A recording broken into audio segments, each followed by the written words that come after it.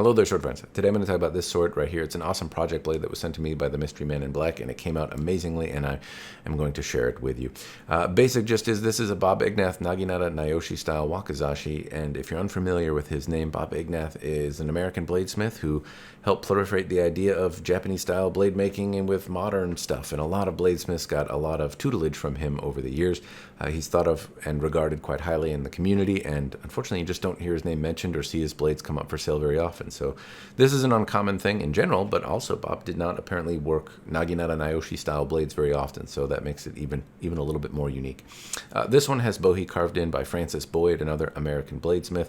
Josiah Boomershine did the polish, and it's got a couple surface scratches that have unfortunately happened along the way, which I'll show, but he is another American bladesmith and polisher and fitting maker and kind of jack of all trades, and the Mystery Man in Black did up the fittings here. He dubbed the sword Waning Life, and it has a kind of, well, waning life theme.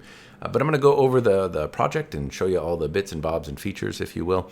I do want to note that this blade was sent to me by the Mystery Man in Black to sell on his behalf. I don't own it. I get to look at it, I get to share it with you, and I get to ramble into a camera about it. But I will put links in the description down below to the eBay posting where it'll be up. If you're interested, you can contact me, and when it's sold, I'll put a sold thing in the description of this YouTube video so that you know it's no longer available if you happen to be watching this afterwards. If you're not interested, then that's perfectly fine. It's still an awesome sword and something really cool to look at and something to maybe get familiar with if you're unfamiliar with Bob Engnath's work.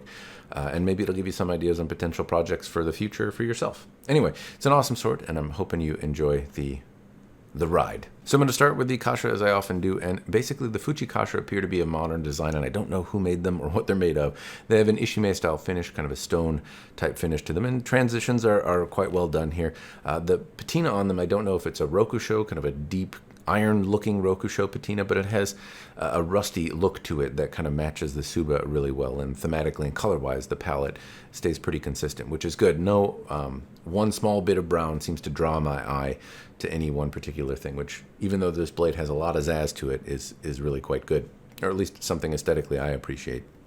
Anyway, transitions seem to work pretty well. If we move on to the handle, well, it's a little bit larger than an average Wakizashi. You can almost get two hands on it, but not quite. It has some wasting and whatnot, but that's not necessarily, it doesn't have like a deep hourglass shape or anything like that. One side is a little deeper than the other, and it fits in the hand quite well. The Ito has stitched, I can't remember, I can't remember the name of this Ito style rep, but you might know that the Ito is not kind of twisted and folded over, it's stitched, and that stitching both has an appearance that I happen to really like, but it also has a feeling on it that's a little less harsh on the hand. Happen to really like the way it feels. It has black lacquered Samegawa underneath it. You can make out some reasonably large size nodules there, and then you can make out these big fish skeleton Menuki on here, which are quite eye-catching. They blend in overall quite well, but at the same time you definitely notice them. They have a lot of little detail in there, and the fish skeleton is not something that you commonly see. So it's interesting, and they're quite easy to make out in terms of thematically what they are. If I move on to the Tsuba, also a different kind of shape. It has a large raised rim, and it's got a nice kind of patina to it. I'm not sure exactly what this shape is, but I do like the raised rim, and it looks like it'd be a little harsh on the hand. I don't notice anything kind of biting into me as I move my hand around. It could potentially create some discomfort if you really choke up on it, but overall it's comfortable, and I thematically like the way it looks.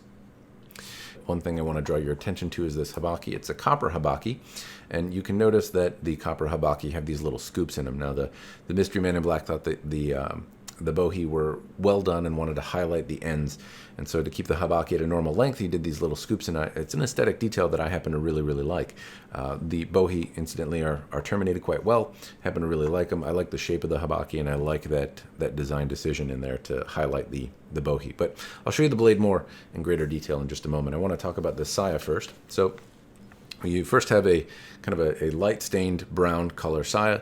Then you have these Japanese maple leaves, which were taken from outside a Katori dojo, a type of Japanese swordsmanship school.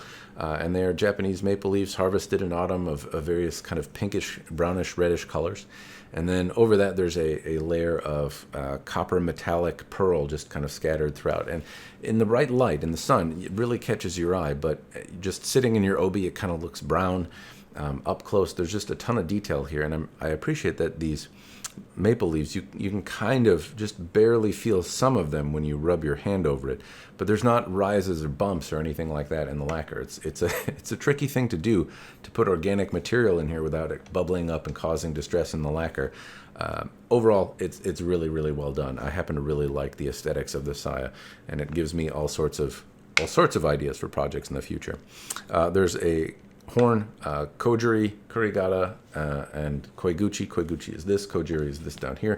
They're made out of a black horn substance and pretty well fit in there. Overall, the sai is very pretty, very well done. I think it's well, I can't say enough about it. There's just so much detail to look at and see in here, and the leaves and how they rest in there, how they're scattered throughout the sword. It's really, it's a good mix of subtle, but just has a lot of depth when you get up close to it. I'm going to talk about the blade a little bit. The first thing I want to point out is that the Nakago, you can see that it's reasonably well shaped, but it's not signed, and I guess Bob Engnath did not commonly sign his blades, or if ever signed his blades. I've seen a few of them for sale on Legacy Arts. They come up periodically, I guess I would say, but very infrequently.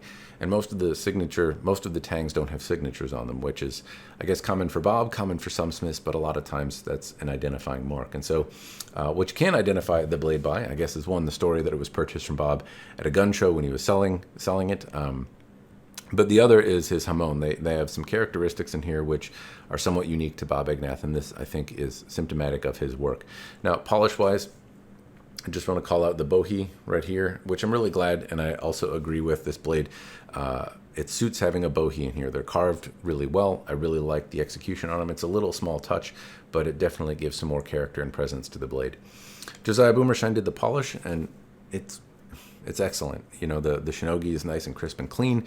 He's burnished on a yukote, and the kissaki has burnishing done to it, which again gives it this large, imposing, stabby stab kind of thing. And the hamon, which is done by Bob and kind of accentuated by Josiah, it comes out. It doesn't have as much zazz as I might like, but it's got enough to see it in just about any light. And in sunlight, it pops out, and there's just a lot of activity and a lot of fun stuff to see here. It's also a big kind of imposing blade, which gives me the American Naginata Naioshi style aesthetic that I happen to really like. It's a beefcake of a blade, and it has a nice tapered spine, a swelled kissaki kind of spear tip along the back. It's got all the shape and dimension that you would hope a custom sword would, and it's so big and cool and imposing. I remember I had a Naginata Naioshi style blade by Howard Clark some years ago, and it was also big and fun and imposing. This I think I like more, given the detailing that's going on here with the Bohi. Aesthetically, there's something to look at. The hamon has a little bit more activity. It's got a story behind it as well, and it's such a beefcake of a blade. It's not hefty in a way that's uncomfortable to move around, and I don't have a bakugi in it, so I'm not going to swing it around, otherwise it might turn into a helicopter of death. But it has a presence to it. It's still controllable, but it's certainly a stout wakizashi for sure. I imagine this would cut very effectively if that was your goal. But otherwise, if admiration is your goal, there's certainly a lot to appreciate and admire here, both in the hamon and the execution on the koshirai. Anyway, that's the tour of the blade. Again, I'll put links to where you can get it in the description down below, as well as measurements and specs and all that kind of stuff. If you have any questions, ping me, let me know. And when it's sold, I'll put a little disclaimer thing in the description as well. Anyway, that's all I got. Hopefully it's been a fun tour. As always, cheers, and thanks for watching.